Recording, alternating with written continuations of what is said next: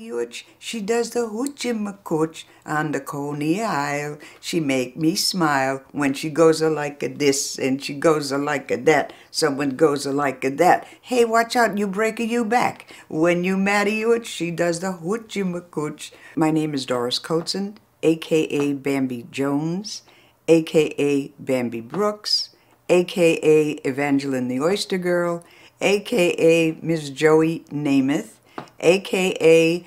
Miss Davina coming out of a water tank, a.k.a. Holly Sims, and so forth and so forth and so forth.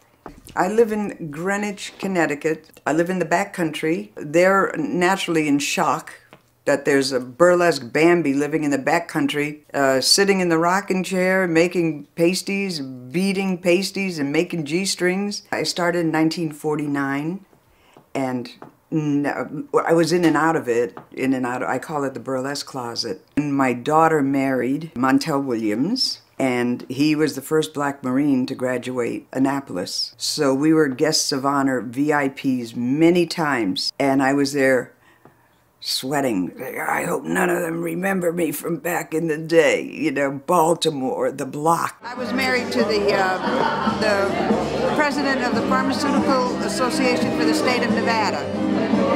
And we went to a lot of political dinners, and Mr. Harry Reid was one of my husband's friends. I was in the closet. I lost my husband 16 years ago. I've been out of the closet. Burlesque is part of it's Americana. It's a piece of our history that cannot be denied. Goodness, where did you get those beautiful diamonds? Goodness had nothing to do with it. I'm so Burlesque, the word burlesque is from the Italian word burla, which means to pantomime, to make fun of. In the very beginning, there was no stripping. It was comedy. Burlesque was comedy.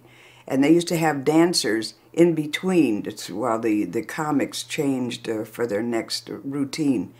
And one time, one of the ladies that was doing a dance routine in between had to make a couple of changes. So she overdressed. She put the costume for her third number first, and then the second one in the first. And one night she was running short of time, and she was crossing the stage, but before she could get to the wing, she started changing for the next show, which meant she started disrobing. And the audience thought it was a tease, and the audience was screaming, "Take it off, more, more, more." You know, I was like 19 years old, 20 years old, and had no clue who these people were. I mean, these were the trailblazers of burlesque. It was at 1930 when Sally Rand appeared in the World's Fair, and Sally did a fan dance.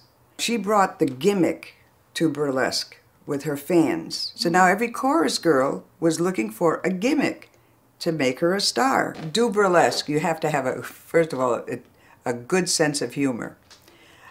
Because it's not about sex, it's making fun of sex.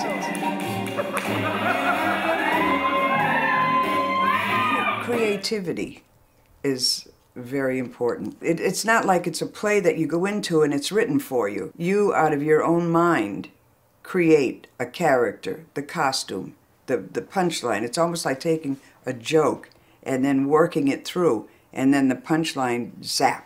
I've never felt so good. I get up in the morning and I turn my music on. That's how I get my exercise. I'm happy. Burlesque is just a wonderful thing.